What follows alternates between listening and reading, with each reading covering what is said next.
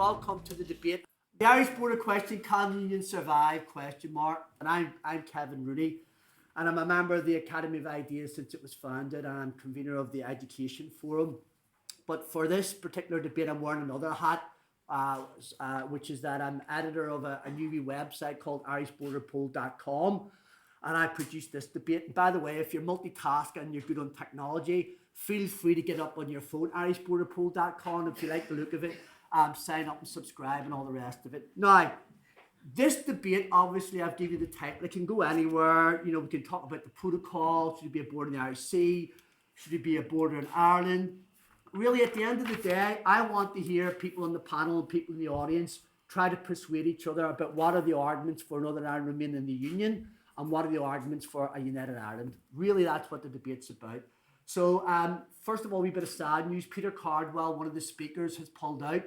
Peter is a unionist and talk radio political correspondent, and is actually a very good friend now of myself, I would say, and of irishborderpoll.com. He's been very good, spoke on our first ever debate. A really good friend of his died, passed away on Friday, and he's not in a fit state to come and do the debate. And I don't think it's a secret. His friend was James Brokenshire, the Secretary of State for Northern Ireland, and not only was Peter an advisor to James, but he was actually a really, really good friend, and he followed him when James went to his next portfolio. So we wish James Brokenshire's family the very best at this sad time. We've got a brilliant replacement here in Gawain. Gawain is wears many hats, but if I cut a long story short, he's the former director of communications for the Brexit Party. When you speak to anybody about the referendum and all the rest of it, a lot of the people in the know will say he was one of the main men. And he's absolutely pro-union, good support of the union, so he's going to make that argument. And so that's brilliant. So the way the order of speakers is going to go, we've got Mick on the left, Mick Fealty. You might not know, but Slugger O'Toole is probably the best political website in the north of Ireland. Everybody goes to it. It's got its finger on the pulse, and Mick's the main man behind that. So he's going to give us his spiel. I think, I described him in the blurb as an in-betweener. The debate on United Ireland, some people are United Irelanders, some people are pro-union people, and there's those people who we call the in-betweeners or the neithers. They're yet to be persuaded. So that's where he's coming from. So Mick will speak first, Gwen will go second, and then we have on my immediate left Andrée Murphy. And Andrée writes for the Belfast Media Group, what in the old days we used to call the Andy Town News, and writes for the Belfast Telegraph, and is a member of Ireland's Future. And Ireland's Future is a civic organisation in Ireland campaigning for a united Ireland. And if truth be told, the little campaign that I'm behind with other people at irishborder.com, we sort of model ourselves on like the mothership, which is Ireland's Future. And last but not least, we've got Peter Ramsey over here, Professor of Law at London School of Economics, and a founding member of the full Brexit. And the reason why Peter's on the panel is because he wrote an article which was why British Brexiteers should back Ireland's unification. Without further ado, as I catch a breath, Mick, you're very welcome when you're ready. Thanks, Kevin. So I'm going to start. Can the union survive? That's the big question here. Well, I'm always tempted to say yes or no to that.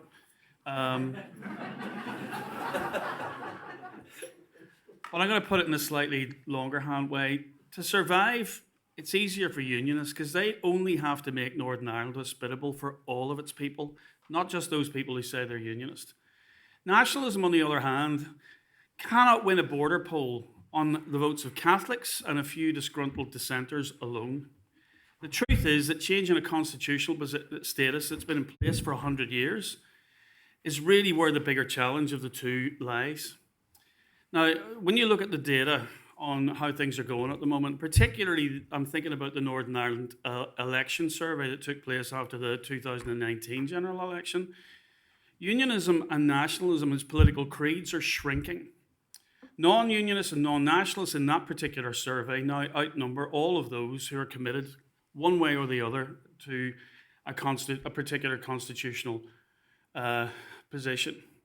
And this, again, is a bigger problem for those who are advocating change. Unlike Scotland and Northern Ireland, the change proposition is still hugely polarising, And more significantly, it's still the minority position. So given that, single identity appeals won't work in terms of winning a future border poll. Any campaign that's based on demographics only is a thinly veiled bid for tribal dominance and accordingly will fail. Yes, the number of Protestants is dropping, but between 2001 and 2011, the growth of Catholics was less than 1%, something that somehow went missing in the media reporting of that particular census. So rather than heading towards an uneasy 50-50 standoff, the number of neithers is growing. And looking at recent election results, we're talking about 20% of the population that's neither committed to one position or the other. Taboos in education are dying, so that many Catholics are now demanding entrance to state grammar schools and, if I may say, the right to play British, or as we used to call it, foreign sports. So that's going to have a long-term cultural difference. So my final sort of point is that the British Union, or the United Kingdom as we know it, is not like the European Union in the sense that it's built on blood and treasure, most of which is experienced within the living memory of most adults in Northern Ireland, and it's not a government-to-government treaty. The loudest advocates of unification also champion a very complicated and compromising long war in which, on the Republican side, there were something like 2,152 killings, many more maimings, and many more people traumatized by that campaign. On the other hand, there are over 200 all-island organizations who have not only survived the partition of the last 100 years, but have thrived. And these organizations, I believe, can provide a template for moderate Republicans to do what the new Constitution of 1998 implores citizens of the Irish Republic to do, which is to unite all the people who share the territory of the island of Ireland. So in summary, I would say constitutional change is not a panacea. Demanding it in the short term when it's not viable crowds out positive actions that would, over time, unite all the people, not just some of the people. There's a journey to be going on without preconditions, as Gerry Adams used to say. Doug Beattie's Union of the People narrative, which he's floated this weekend at the Ulster Unionist Party conference, I think is a brave attempt to shift the unionist narrative away from fundamentalist ideologies towards something much more accepting and pragmatic.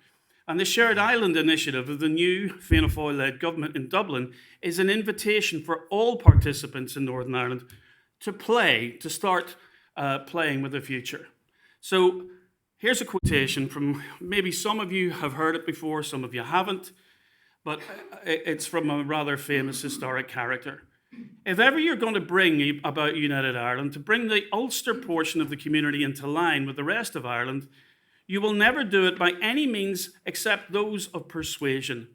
You must show and explain to them what is your case for turning them out of the United Kingdom, and in addition, what is the advantage they're going to gain when they are turned out. I think the nationalists of Ireland will have to try different methods from that which they have tried over the last 20 years. And that's Sir Edward Carson speaking in the House of Commons debate on the Government of Ireland bill on the 9th of June 1913.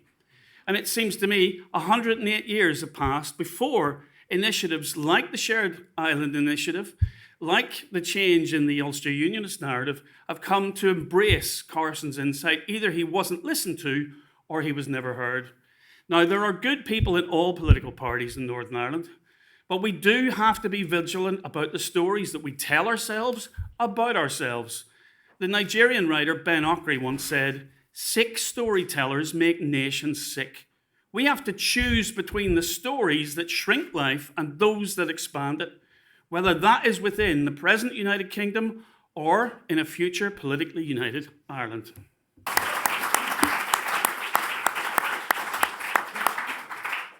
Perfect timing. Thanks, Mick. Gawain, yourself, argument for the union. Good morning and all that. I admit, well, listen to my accent. I'm obviously less viscerally associated with Northern Ireland than the rest on this panel, and no doubt many in the audience. However, I would regard myself as a Briton first and an Englishman second. I come from an army family, and as I was growing up, every morning the mirror was put underneath the car. Many friends of my father and people I would see around the breakfast table over my youth didn't come back. So I do feel quite strongly from that historical perspective.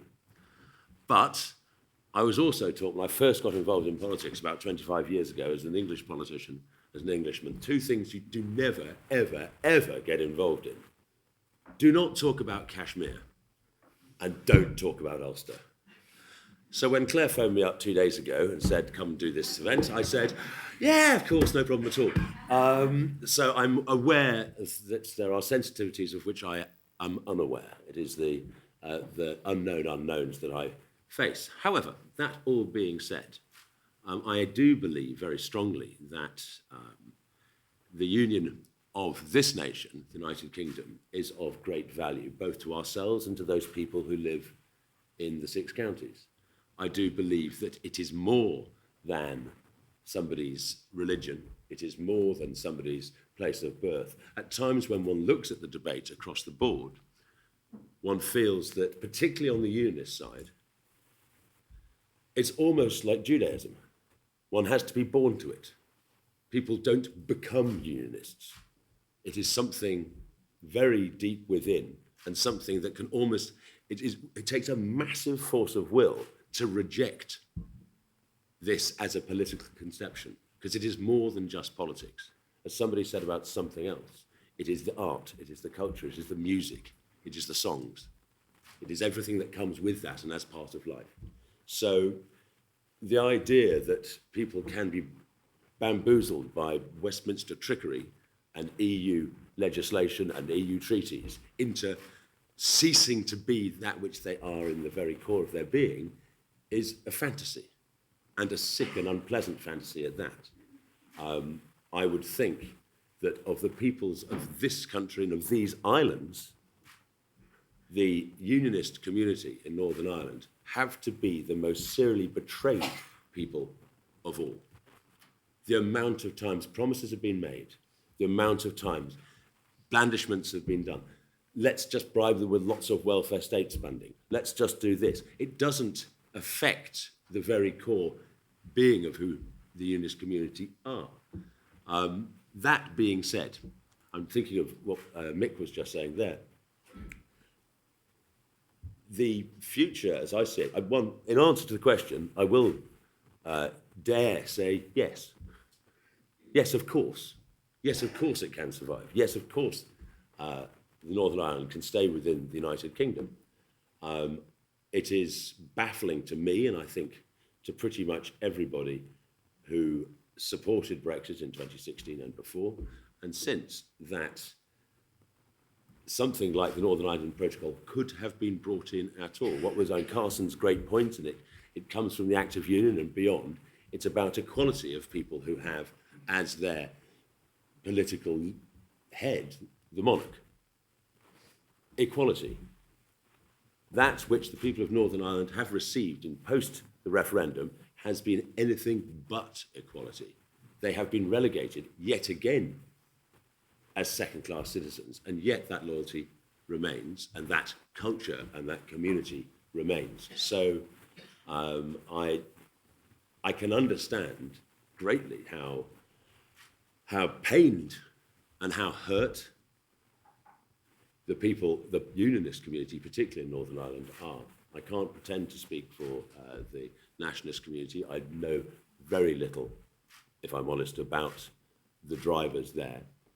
But I can see that hurt. But what has been amazing to me is how, rather than throwing a toy out of the pram, rather than resorting to ugly methods, broadly the unionist community has actually come together on issues pertaining to this. People who would hardly talk to each other in the street do work together on this issue. And I think very soon we're going to see the case going to the Supreme Court that will question these matters. So whilst speaking from a point of absolute clear ignorance, I do believe that the moral case for retaining the Union and the Union surviving is still very well made, just by the behaviour of people in the post-16 period. So thank you very much. Thank you, Gwen. Thank you very much.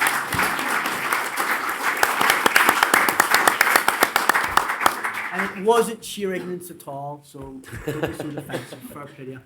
Andrée, the case for United Ireland. Go. Sitting in Westminster, a dove sitting and talking about a united Ireland is quite a privilege and quite something, and something I never thought I'd be doing. But and I want to thank Kevin and the organisers of the conference for giving us space for this, and thank you for mentioning James Brokenshire as well, because that's important that we remember him today. We also sit in the centenary of partition. Or the foundation of the northern state. And 100 years later, what is the condition of that state? And there's been some discussion around that, but largely it hasn't been what people expected. It's been something that's been overshadowed by the impact of Brexit, the impact of the complete instability of the union as a result of the Brexit vote. And just about every week, something else happens that makes people go, well, you know what? We don't want to be tied to that, to what's happening over there in England. We maybe chart a new course for ourselves. And every week, more and more, this debate grows on the island of Ireland. So much so that people we never thought would be talking about discussing the feasibility of a united Ireland are doing it. People in Fine Gael and Fianna Fáil are talking about the need to plan for a united Ireland, to be able to posit what is it that we are talking about, what is it a new Ireland might look like. Because the reality is that after partition was enforced over the head to create a Protestant state for a Protestant people on the basis of a sectarian head count, on the basis of enforcement at the end of a gun, we saw the creation of two reactionary states. We saw the one in the south, which was absolutely, the state was collaborated with by the Catholic Church, and there was a war enforced on women and children on the island of Ireland. And we also saw in the north, we saw a reactionary state, and Catholics were the victim of it, and enforced discrimination, systemic discrimination for most of the past 100 years. But 100 years later, despite that, we see that the Anglo-Irish Treaty, which was signed in around these areas, these streets, is about to be torn up. It's as close to it as since Cromwell ever came to our shores. And it really is in touching distance for so many of us. And why? Because English people voted for Brexit and people in Ireland didn't. There's a democratic deficit in terms of Brexit, where the people in Ireland said no to Brexit. They wanted to stay in the European Union. And since then, that complete contradiction has created a constitutional debate that is quite unprecedented. I would say what has compounded it is the incredible type of Brexit that's been pursued. This hard Brexit that completely ignores the peace agreement, so hard won and so hard fought for by everyone. It's been pushed to the side, and that made the protocol completely inevitable. And so the reality is today, the protocol is working. The protocol works to create economic stability for our island. And we saw last week in Manchester the policy exchange debate where this was recognised by Brexiteers. The problem with the protocol is that it is creating an all-island economy. Supply chains are coming from Europe into the island of Ireland. The problem for unionism is they're not recognising that their position at the moment is secure, but it only gets weaker every time they try to create a harder protocol or they try to enforce a hard Brexit on the island of Ireland. The Queen is still the monarch for unionists living in Ireland. And the reality is that since the Good Friday Agreement, we haven't seen the realisation of rights for those most affected. We haven't seen cultural rights. Being Irish in the north of Ireland is still completely difficult. We don't have recognition of our language. Cultural rights remain stubbornly difficult to enforce. We don't have a Bill of Rights based on the ECHR, despite it being in the Good Friday Agreement, the St Andrews Agreement, the Stormont House Agreement. We still don't have that because unionism prevents that and Westminster does nothing about it. And we see a real under-enforcement of the peace agreements as a result of that. And most importantly, we see the failure to deal with the past. We see that that Westminster now, what they are doing with their legislation on dealing with the past, where they say all the violations of the past can be amnestied and pushed away in our interest, the interest of the people in Whitehall and these streets around here. And that says to every single victim, whether you're affected by Republicans, Loyalists or the British state, it says whether you're living on the island of Ireland or the island of Britain, you're not worthy. And the more that Britain tells us we're not worthy, the more that we'll seek independence. Brilliant. Thank you very, very much.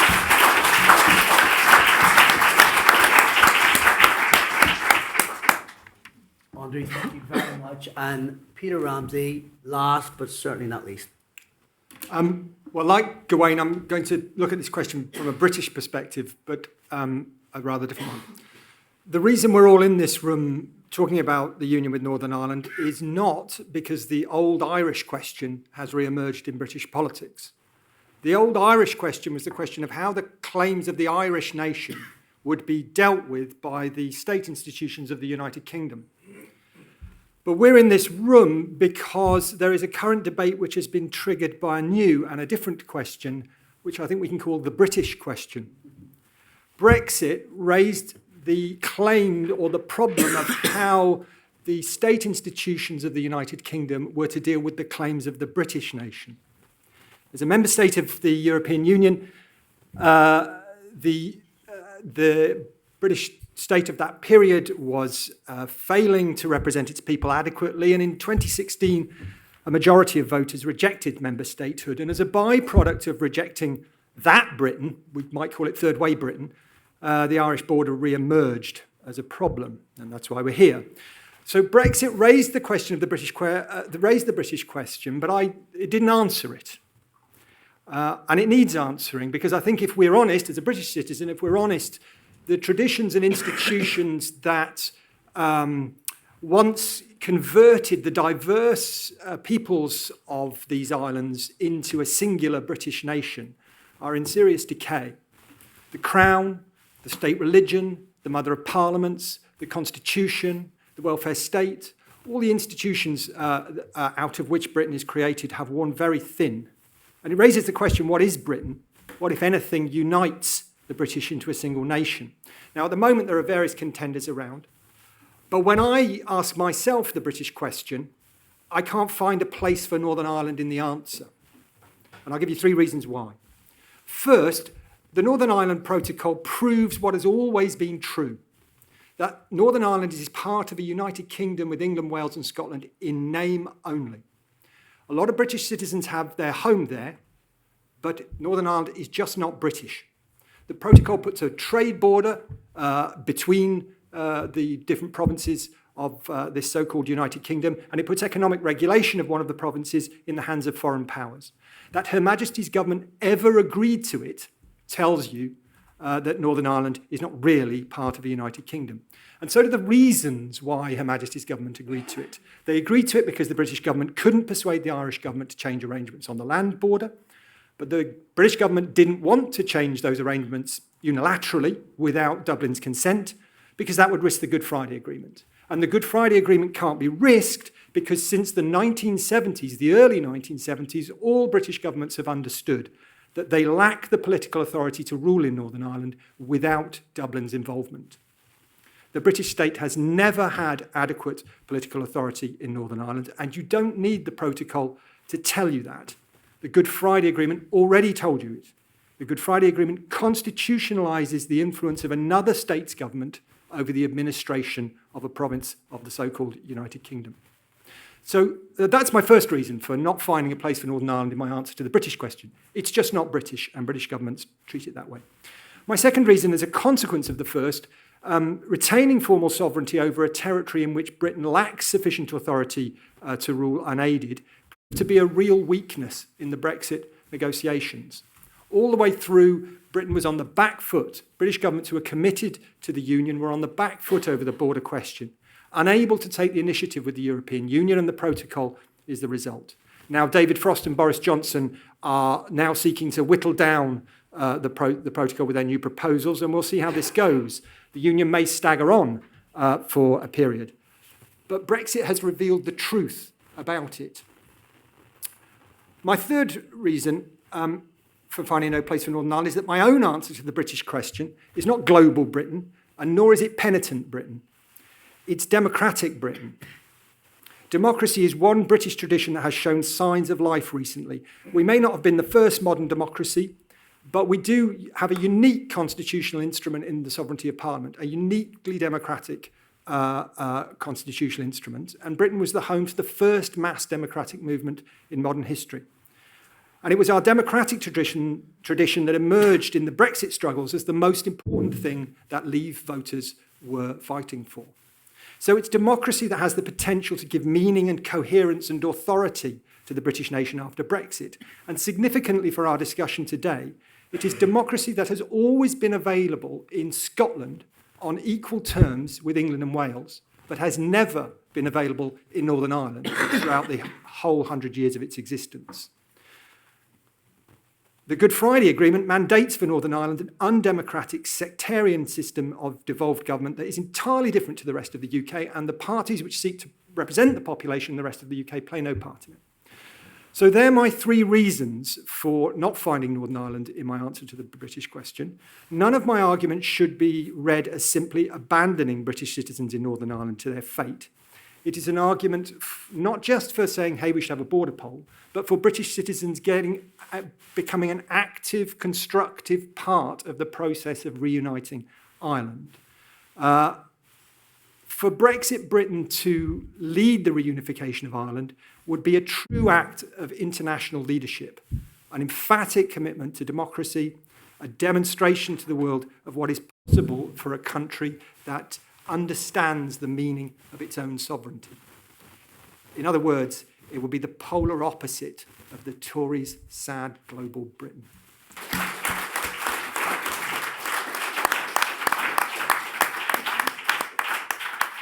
Peter, that was great. And our four speakers, thanks very much for keeping the time. I have so many questions, and I want to be self-indulgent and ask them, but I'm not going to. I'm going to be really selfless.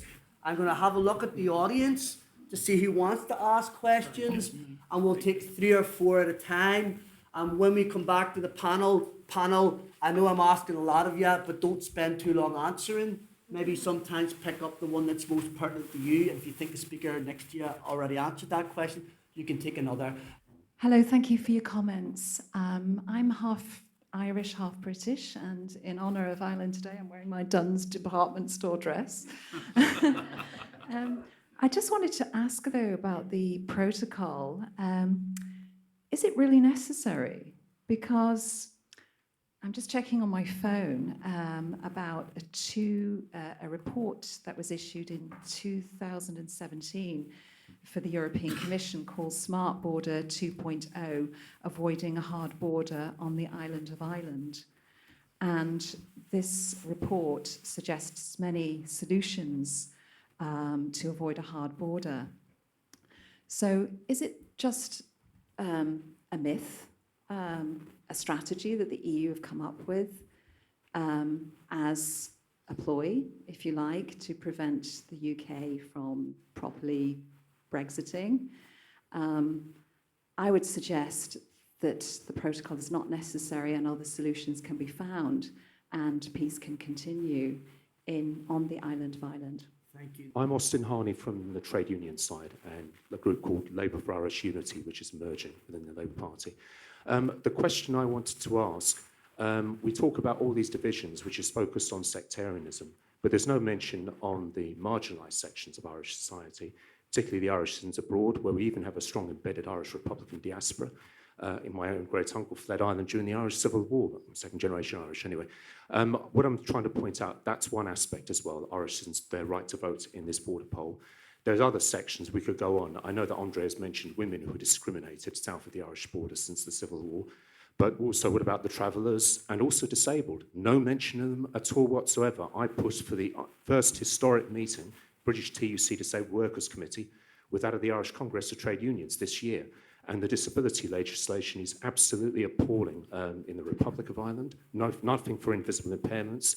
And in Northern Ireland, it's got the lowest disabled employment rate in the United Kingdom, which is shockingly low.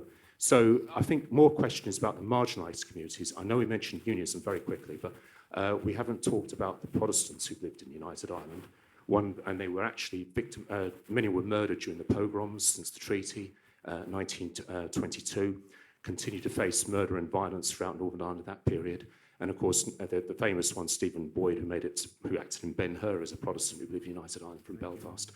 But I'm just saying these marginalised communities is what we really need to work on if we are seriously talking about a border poll for Irish unity. So I stand by that and I will carry that conviction to the grave. Thank you. Thank you all very much. The name's Ewan Grant. I'm a former customs and excise intelligence analyst who covered cross-border issues and also subsequently in European Union programs.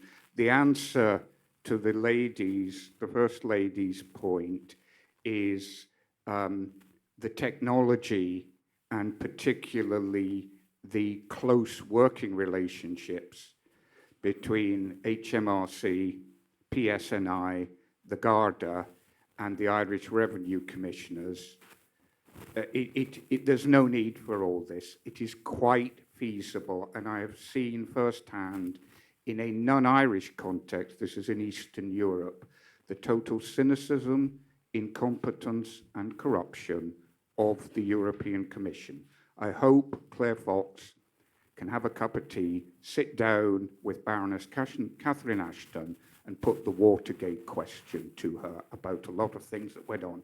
My question is, what about building trust between the Unionists and the people of the South in relation to one issue where I think the nationalist community, both north and south of the border, has questions to answer? It's quite simply, why still segregated schools? I have never met an Irish Catholic who would refuse blood for a member of their family from a traffic accident from a Protestant, but I have met huge numbers of Irish Catholics who were educated at sectarian schools. Thank you. Sorry about that, but that's a fact. Fair play to you, and where you agree or disagree, and yourself, and then we'll go back to the panel. I'm James Patterson from the Irish Post. My first question is for Mick. Isn't it true that Edward Carson, who you cited in your talk there, fell out with mainstream unionism post Anglo-Irish Agreement over the very issue of partition itself? For different reasons than the nationalist community, he recognised that the carving of the island would bring with it many complications, and hasn't he been proved right in that? And my second question is for Dwayne. It's interesting that you conceptualise unionists as the most serially betrayed people on the islands when Northern Ireland was declared from its inception to be a Protestant parliament for a Protestant people. Do you not think that the nationalist community, as well as the marginalised groups that were mentioned by an earlier speaker, and who didn't have full civil rights until at least the late 1960s, that they were in fact the most betrayed and victimised in the Northern Irish state? Thanks, James. Pick up what you want, give us your position on the protocol if you want, and then that's it. Who wants to go first? Whoever, go. First, come back to you directly. Yes, I'm not denying that the nationalist community have been betrayed, but actually not so much betrayed, it was pretty clear what was going on. I don't think that was betrayal. I think what has happened to the unionist community is promises made and promises not delivered time and time and time again. In the case of the nationalist community, the Catholic community of Northern Ireland, they knew from the start that it wasn't set up in that way. So a betrayal requires a belief that something was going to be better. And I think that's what I mean by betrayal. So the constant disillusion and letdown felt by the unionist community is different from the sheer pissed offness from the nationalist community. Does that make sense? Okay, I'm sorry. Okay, it makes sense, but let me just push on that without getting too historical. The pissed offness, let's be clear, So they were second-class citizens? Oh, yeah. Okay, but you're defending the union and partition, so I just want to be clear. So are you defending the fact that when they partitioned Ireland, they set it up with those people being second-class citizens? I think the second-class citizen acts on both sides of the border. I'm asking about the 6 counties right now. I agree, but then one can turn to Okay. the other counties and I say don't wanna- it was not an ideal solution to a very difficult situation. Both sides behaved badly, but that's how it is. It has, I think, moved on both sides in that time, but the unionist community continued to be betrayed, whereas the nationalist community less so in the way that politics is behaving towards them. That would be my contention. Get on, agree. If I could then just come back to the protocol, yes, I think it could be solved through technical reasons, but it was never about technical issues. It was about Carson keeps on coming up, doesn't he? Funny that. But I've always felt, actually, that the moment things will be better on the broader island of Ireland is when Carson's bust is in Trinity College Library, like every other MP that represented that university. At that point, I'll feel that there seems to be a moving forward. But the Northern Ireland Protocol was always a tool. It was always a weapon. It was always an attempt. And I think it was Carson that said, England's trouble is not necessarily Ireland's solution. And nor is England's trouble in the case of Brexit and the issues that we were talking about necessarily the EU solution. Playing hardball, in the end, defeats the person who is playing hardball. Thank you. Mick? Yeah, well, just to pick up that thing on Carson, it's not surprising he disagreed with other unionists because he was a good Dublin man, born in Harcourt Street, right in the centre of town, around the corner from Stephen's Green. He was also a very close friend of Redmond.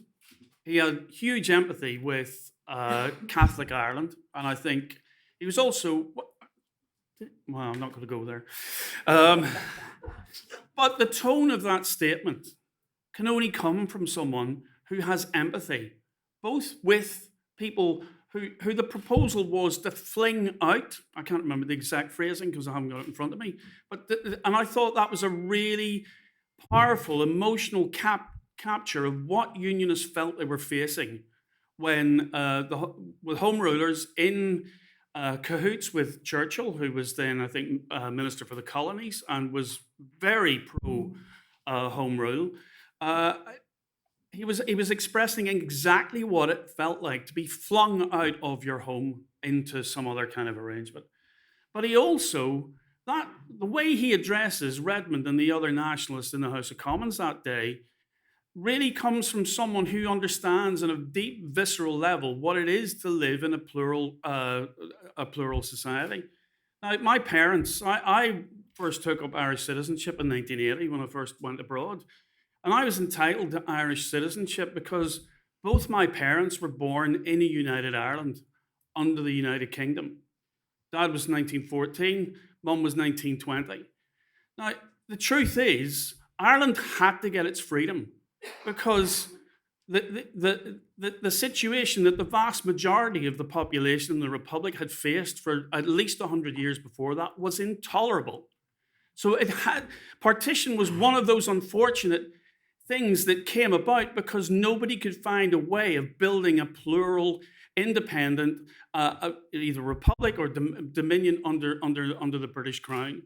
And what I think as Irish nationalists and Irish Republicans really need to consider is, are they proposing something in which unionists can feel that that comfort, that warmth, that home place, as Seamus Mallon called it, that shared home place? Or is this just a 100-year campaign to get revenge on the people who did us down?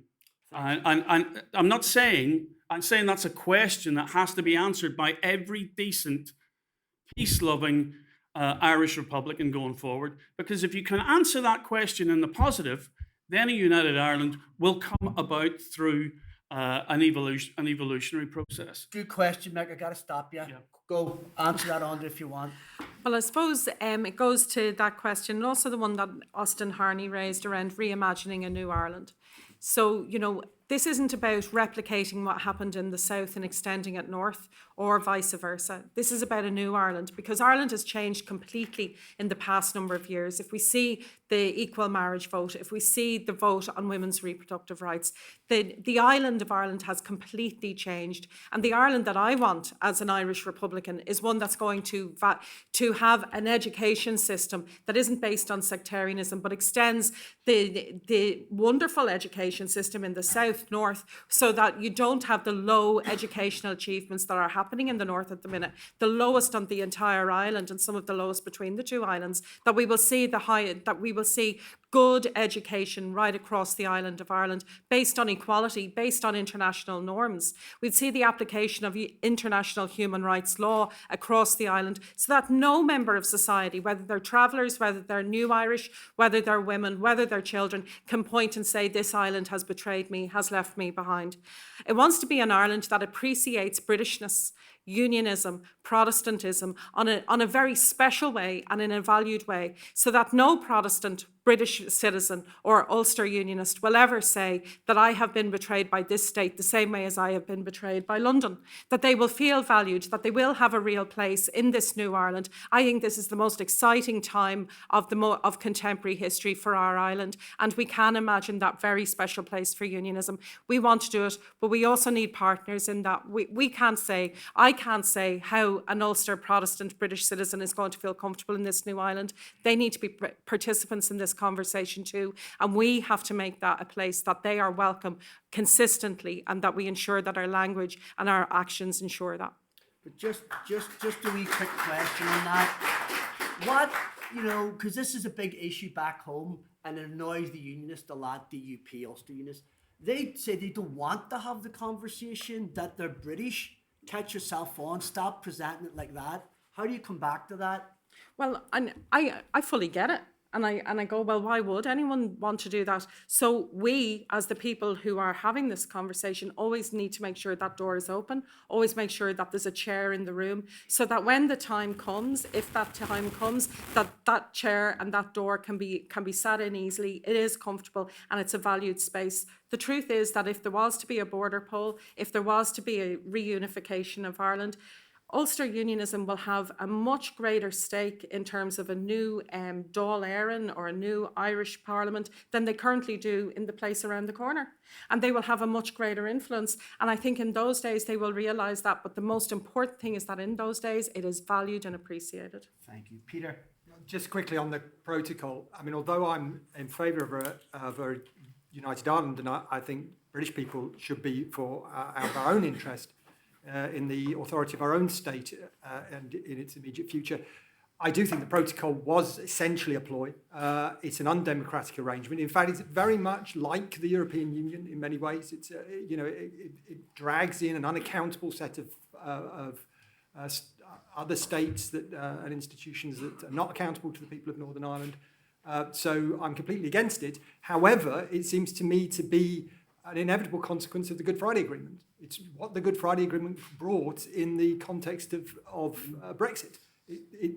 Dublin just has had the influence under the terms of the Good Friday Agreement. If Dublin said no, and they did say no, doing Brussels work, no doubt, but they did, then that's a problem. That's why I think Britain should engage in reunifying Ireland to get rid of things like the protocol. Do you know why I find this debate so friggin' interesting? Because if you were having it back in Ireland, you'd know it would be a debate amongst the Irish about, whether or not you should have United Ireland or not. What's fascinating here is listening to some people in the audience who are coming from the Irish angle, we're Irish, this is we're for, we're against, but listen to the British people having theirs. It's so friggin' fascinating, the two different angles. Right, who wants to speak? From the British point of view, we've had two people talking about making the unionists feel comfortable in a united Ireland. I want to go back to what Peter and what Gawain said about democracy, and especially what you said, Gawain, about people being equal in the north of Ireland, being part of Britain. And I raise a banal argument, abortion rights. abortion rights were not accepted by the unionists. They weren't satisfied in saying, well, we won't have abortions because we don't like them and none of our people want one. We want to have a law which says nobody else can have them either. And so people in Britain, people in the big island of Britain said, well, why can't the Westminster government impose that on those people? So what do you say about that? Great if question. you want to be part of Britain, you have to be part of it. Brilliant question. And James Hartfield there next to you. Well, I think like a lot of people in Britain, I've always been relatively sympathetic to a united Ireland, and that's a significant proportion of the population which has been committed to that. It's been represented in the Labour Party, it's been represented in trade union support. It's not majority position, but it's a significant proportion. I think also that this is unpleasant, but a great many people in Britain really don't care and resent and despise to a degree the extent to which we feel that we've been held hostage. I know this is going to sound terrible, but we hate all that. It's too difficult to understand and it seems very dangerous. So it's not really attractive to people in Britain. I think this is why it's difficult to be a unionist in Britain. I think that people with significant commitments to the union obviously have got a slightly different situation, but a lot of people in Britain are pointedly indifferent, and that's probably works in favour of an Irish Republic. I think the thing, and I really accept Peter Ramsey's point about that it's been impossible to impose British sovereignty in the 6 counties of Northern Ireland. This is a thing that you cannot avoid, is that to govern a place that doesn't want to be governed is the most awful situation to be in, because it's disastrous for the people who are governed and it's disastrous for the authority of the governors, and that's a significant problem. Where I think I differ with you is that I wonder if you're taking seriously enough the non-appearance of Irish nationalism. Is it not the case that, especially since the abandonment of Articles 2 and 3 and in the context of the Good Friday Agreement, in the changing policy of Sinn Féin, which has become more like Sinn Féin, the Workers' Party, in its two traditions position, is it not the case that there is a dying away of the ambition to govern the 6 counties as part of an all-island solution? Question. The word empathy, I think, has come up quite a few times. I mean, you mentioned, Mick, about, there's a British perspective, but I don't think we should forget there are people in this room, like me, for example, that are from an Anglo-Irish tradition. We resent having to have to choose between our British citizenship and our Irish citizenship. And wasn't that one of the great innovations of the Good Friday Agreement, and that for the first time it enabled, whether you were born in the north of the island or in the south of the island, you didn't have to choose whether you were British or whether you were Irish, even though we've now Brexited. The common travel area, which has been in place since the 1920s, has continued. That gives an Irish citizen exactly the same rights to live, work and study and vote in our elections as it does a British citizen who goes over to Dublin and can do exactly the same thing. So I think when we talk about this debate, it can't just be boiled down to very simple, simplistic arguments about what the institutional and political apparatus. And finally, just to challenge Peter just as a question, if he's saying that Northern Ireland doesn't pass the Britishness test, on the basis of his thesis then, the people of Gibraltar are not British, the people in the Channel Islands are not British, the people in the Falklands are not British. Surely what we should be talking about is a British family of nations, not necessarily just the relationship with the UK Parliament. And that's where I stand in this debate. I don't think all those people are British, but that's just my own opinion. There's a lot of students in the audience. What Tom and James Hartfield said, that a disagreement, let me quickly throw it out to the young ones who might not know that much. James is effectively accusing Sinn Féin and others of not really wanting their total united Ireland because they want to give the unions their space to be who they are with their identity, etc. And Tom at the back is disagreeing, so that's a good thing to let people have multiple identities. And young people who wouldn't be expected to know about the Good Friday Agreement, but Northern Ireland's a wee bit unique in that there's an effort to try to allow people to have more than one identity as a way of getting around the binary, polarised either or. So just to fill in the young ones, I thought what the two of you said from different positions was really interesting. Yeah, I mean, I can't find a place for unionism. If you're actually having this debate and you have to pick what you want the future to be and put forward your ideological viewpoint of where you want the island of Ireland to go, it's quite remarkable among certain supposedly Republican circles, the cowardice in being able to state what it is that you actually want from this discussion. I mean, with the greatest respect to Andrée, talking about education for kids or gay marriage rights and all that kind of stuff in Ireland. I mean, we're talking about the border, we're talking about the union, the future of a united Ireland. It seems like a secondary issue. I mean, really echo James's point about the fact that Sinn Féin now spends most of its time discussing whether or not there's enough access to gay clubs in the Republic of Ireland, or whether it's what great thing it would be for a united Ireland that we could all join the European Union, which is as Pete Ramsey has mentioned before, is a perverse notion of what independence and sovereignty means. The thing I really wanted to highlight, I don't know if I came in late, I don't know if you mentioned it in your intro, Kevin, but there's this funny bit of a stink going on now in Ireland about what's happened with the President, Michael D. Higgins, and his refusal to go to what was essentially a commemoration event for what was described as the creation of Northern Ireland. And he refused. I mean, whatever you might think, Michael D. Higgins was his biggest fan, but fair play to him for refusing to be, first of all, referenced as the President of the Republic of Ireland, and second of all, going to be expected to capped off to an anniversary, which is something that happened in history.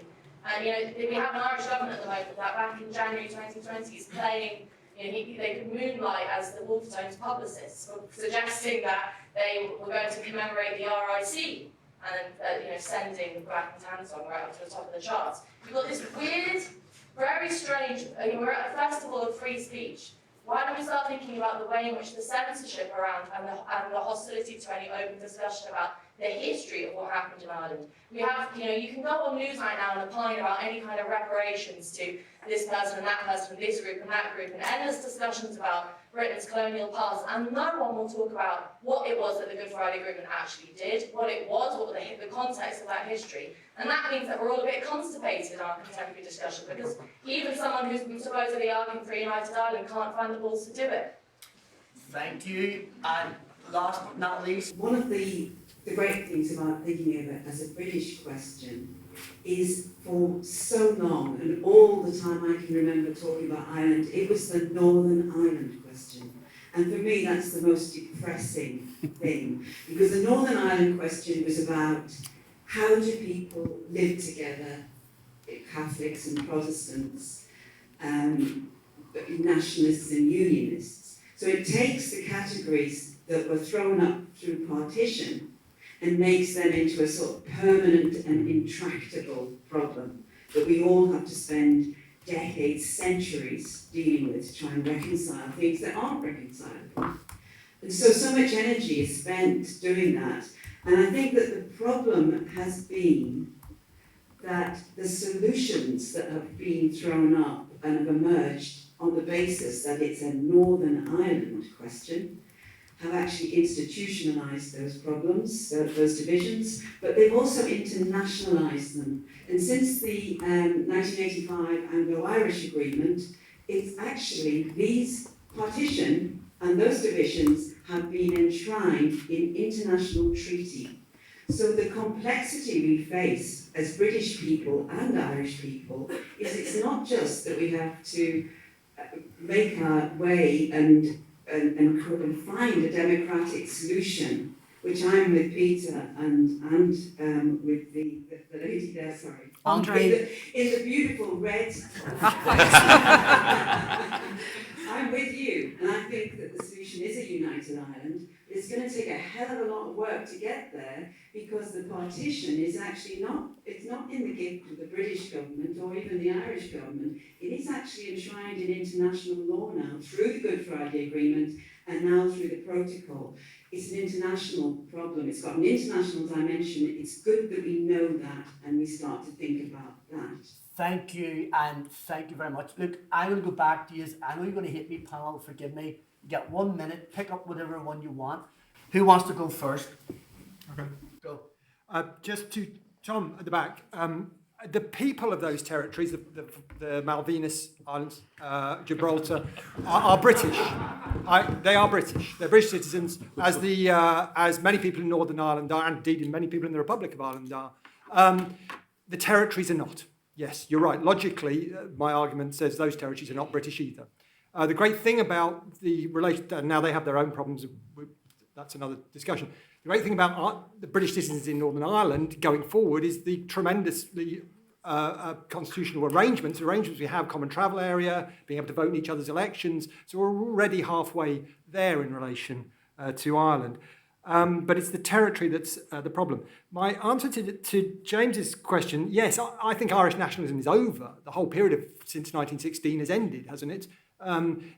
When Sinn Féin and the Irish nationalists are pro-European Union, whatever you say that is, it's not nationalism. So I agree that that's over. They think, as far as I can understand it, that they're building a new Ireland, which is all parity of esteem. It's all kind of Good Friday Agreement kind of language. But I would compare them to the Conservative Brexiteers. Conservative Brexiteers thought they were creating Singapore-on-Thames by leaving the European Union, but it turns out they're the high-wage party, and we're heading for a high-wage Britain. Subjective political actors, when major shifts like this occur, there are all kinds of unintended consequences. New Ireland is well named because it won't be the Republic of Ireland absorbing the 6 counties. It will be a whole new situation. And I suspect, though Sinn Féin will be early gainers, they will struggle to control the demands of the Irish nation, just as the British Conservative government is struggling to be able to articulate the needs and demands of the British nation. But guys, just on your points, James at the front and yourself, Peter, this is my wee theory. Andrée can put me right. I think Sinn Féin are playing a relatively clever game. They don't want to talk about United Ireland too much because they know that they're seen and presented as toxic to sector unionism. And so the debate I think is happening in Ireland is where other people are going to step up to the plate. Dare I say it, Andrée, dare I say it, me, dare I say it, people who are joining what we call civic organisations and trying to find another way to go about that. But that's just my theory. Very short. I mean, the point I'm trying to drive home is James is right. The agency for this discussion came from the British electorate. That's where it came from, because they mucked it up. And people in Ireland went a bit crazy, understandably, because suddenly they were being yanked around on Britain's chain again. Yes. So Irish academics were insane with rage about Brexit. Yes. But that's what we've got to understand is the responsibility lies in this room. The agency is in this room. And what I'm trying to get across to you is that we can't determine in this room what should happen in Ireland. That's for Irish people. But we should be engaged constructively with the process. Really interesting. Go on, go in. All right, a couple of things. On the abortion question, I think you have a very good point. Entirely. I really do. I don't think issues such as that in Wales or Scotland would be felt in any other way. So you do have a good point. I think it's a little bit disingenuous to say it's all the Protestants' fault. Protestantism famously doesn't have some of the issues with, say, abortion as Catholicism does. So I think this was an issue that was long-standing in both communities. Yes, in more recent years, it's become much more prevalent in the Protestant community. But I don't think you can say that the Catholic community as a whole have always been great fans of abortion. I don't know. I may be wrong. And one other thing, on Peter's point, it's all about how, and it is a valid one, how Northern Ireland has always been very difficult for the UK government's writ to run, because it is not. I've got a strong suspicion Dublin is going to have a very similar problem, if not far worse. Far worse. So, take your point, but both sides of that coin. And one thing, it's one philosophical point, and this is the drive towards how the Northern Ireland protocol and how post-Brexit things, it's progressive politics. It's actually anti the nation. Current Irish nationalism isn't nationalism, as has been sort of touched on. It's anti-nationalism, like Scottish nationalism. The SNP are not a Scottish party. They're an anti-Scottish party. They wish for governance to be taken elsewhere on a more global level. And so all of this, in many ways, is not about nationalism. It's anti-nationalism. nationalism, is anti the nation state. It's a really interesting point, and I hear a lot from my friends in England that, you know, it's anti-Nazism, that how can you have a sovereignty and independence in the EU? That's a really interesting point. But the point is, if it's a balls up for those people when they go in the EU, that's their decision still, isn't it? Still, yeah. So the English people can say that, but at the end of the day, it's up for the Irish people to decide. Now, these two wonderful people on my left have sacrificed their chance to speak, so I can squeeze in one or two people. So it's going to have to be quick. I just wanted to make a comment about democracy, because it seems to be, it's like been mentioned, but actually the gentleman at the end there said, still in Northern Ireland, the elections are run pretty much along sectarian lines. They're not moving into like left and right. They're like on sectarian lines. And through that, you said, yeah, there's a majority for unionism. Well, that's end of then, isn't it? If the majority of people there are want union with the rest of the United Kingdom, want to be part of the United Kingdom, then that's it. Yeah, I think this notion of the sectarian headcount, to turn around, I'm an Irish Republican, to turn around and say that if I vote for Sinn Féin, I'm sectarian, that's absolutely ridiculous. But you've fallen into the trap here of the two tribes scenario. Absolute nonsense. The British state have a responsibility. It evolved itself in Ireland, the same as all the colonial escapades around the world. It's been a disaster. There was a liberation struggle. There was 26 counties liberated. The country was partitioned, and it's been a disaster ever since. Mick talked about in the opening set of things about a new body politic. There is a new body politic. I'm part of it as well. I voted strategically, and I voted for the Alliance Party in the European elections. The unionist majority is gone in the European elections, in local government, and in the Assembly. It's over. There's a trajectory. The Irish government that were involved in the carve-up Fine Gael and Fianna Fáil for decades. You talk about the New Island unit, it's a response to what's happening on the ground. You don't be, Mick, in reality. You're not there, you're not part of it, you don't see it, you report on it. And part of the reportage isn't picking up on what's going on. The biggest thing, the elephant in the room, other than the protocol, which I think everyone's been dealing with, is devolution.